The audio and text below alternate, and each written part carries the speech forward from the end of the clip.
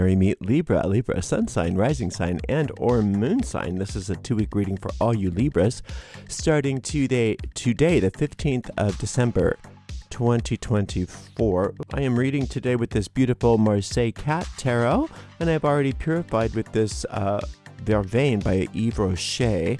Let's see what's in the cards for all you gorgeous Libras. Starting out with the Nine of Cups, the Queen of Swords, and the Death card. Well, I like it when the Death card comes after the Queen of Swords. Maybe you'll kill that little thing. She's just, the Queen of Swords is something that's always in every part of the human consciousness. Every one of us has our Queen of Swords. And until we are no longer operating within the ego, we'll always have her, and the king as well. And they both have their interesting characteristics. Her characteristics, Miss Thing here, is that I used to call her the inner bitch. She's just so mean. She's just so cynical. But she tries sometimes to be so sly about it. Just kidding, that kind of stuff. Or just, like really hiding behind things. So just listening to the kinds of things you say even under your breath about yourself or about other people or about life in general. And notice the cynicism there. And everybody likes a little bit of cynicism from time to time because it can be funny, or sarcasm, it can be funny. But she's not kidding. She's not kidding. She really does want to destroy your good. She really does want to help you self-destruct. And she's very vulnerable to your awareness. So all you have to do is notice her and call her out on it, and she stops. She's really not, there's no power there. It's just a habit. And if you notice the habit, it stops.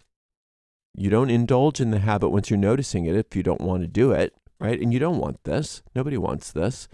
But sometimes we don't know that we don't want it because we don't even recognize that it's there. It's similar to when you're wearing cologne and you can smell it for the first couple minutes and then you don't even notice that you're wearing it. Other people notice, but you don't. And it's a similar kind of thing with the Queen of Swords. Is sometimes we're so used to her that we don't even notice that she's there. But if we start to just be aware of how she's being self-destructive, be aware of our little attitude quirks and things like that, and call her out. And I just say, Queen of Swords. I don't even do a speaking to her directly. I just in general say, Queen of Swords, and that's enough. And then when you do that, she does. I don't like to even to say die because she's not alive. She does disappear. She does dissolve. What is going to die for you that she wants to keep alive, though, is a lot of problems, a lot of long-standing problems that are blocking your satisfaction from your life. There's a lot that you want. And I think sometimes what happens with this kind of configuration is there's a lot that you want, but you don't even want to tell yourself that you want it because you don't think that it's even possible. You think, what's the point of desiring something when I don't even think it's possible? Because that's a type of self-abuse. That's the thinking.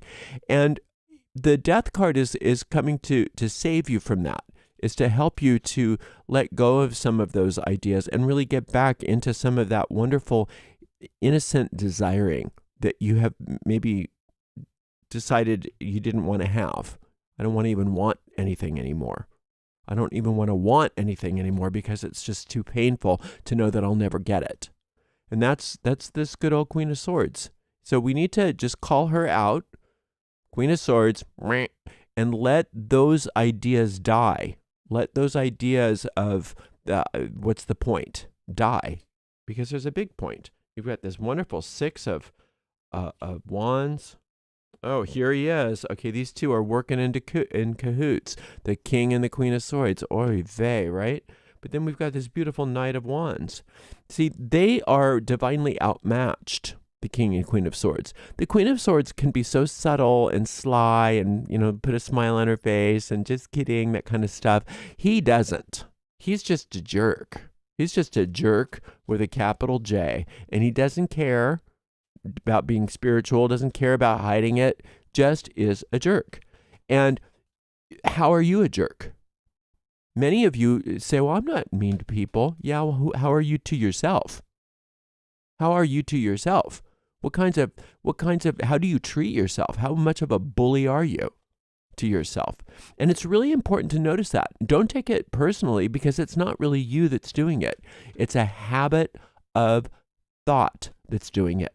And if you call him out, King of Swords, when you're being a bully, that's standing up to the bully, and the bully dissolves.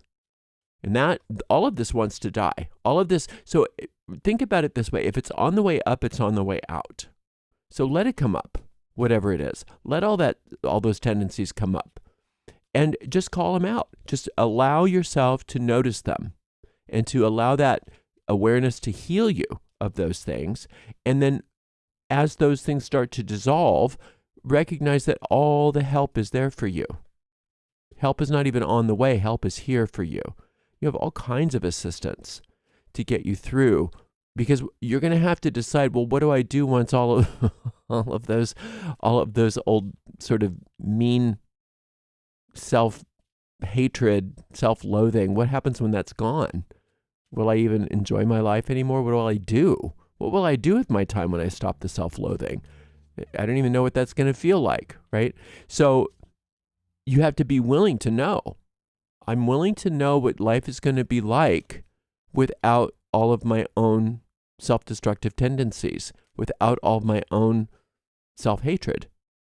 And I don't want you to feel bad about the fact that you've got self-hatred. Everybody does. But what's good about you, Libra, is that it's coming up so that you can actually take care of it. You can actually dissolve it. Most people aren't doing that. So what that tells me is that some of you have probably been working on a program of spiritual growth. And part of spiritual growth is letting go of the things that stand in the way of your growth and your happiness and your success and your aliveness. The Six of Wands and the Nine of Cups is saying that you've been entertaining ideas of the divine design and divine satisfaction. And love, that's a type of self-love, and love brings up everything unlike itself in order to heal. And so the things it's like pouring fresh water into a vessel that's not as clean as you thought it was. And you keep pouring that fresh water in there, eventually it cleans all that stuff out. So you don't want to stop with the solar light. You don't want to stop with the self-love. You don't want to stop that. You want to increase it so that you can flesh out all of these patterns of self-denial that are coming up. Because you probably already knew that they were there to some degree, but it's looking like they're really coming up in a clear way for you. And they don't like that. They don't like it when they're exposed like that, when you can see them for what they are, because they know then that they dissolve.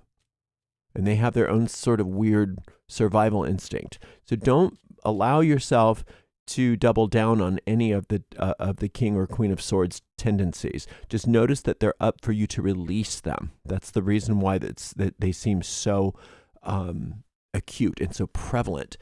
You know, they seem so prevalent. And it's not because they're more strong than they used to be. It's just that they are up in your awareness, so that you can clear them now. It's actually, they have less power now than they did before, when they were in the shadows, operating underneath the level of your conscious awareness. And this Death card is your best buddy. Clear cutting. I love how he's taking a break to pet the kitty. You know, even Death has to take a little break. But you know, but actually, he's not even taking a break. That's what he's doing after he's finished, because you can see there's nothing left. He's clear cut completely. There's nothing left, and that's where you want to get to. You want to get to the point where this is complete, and you can just pet the kitty.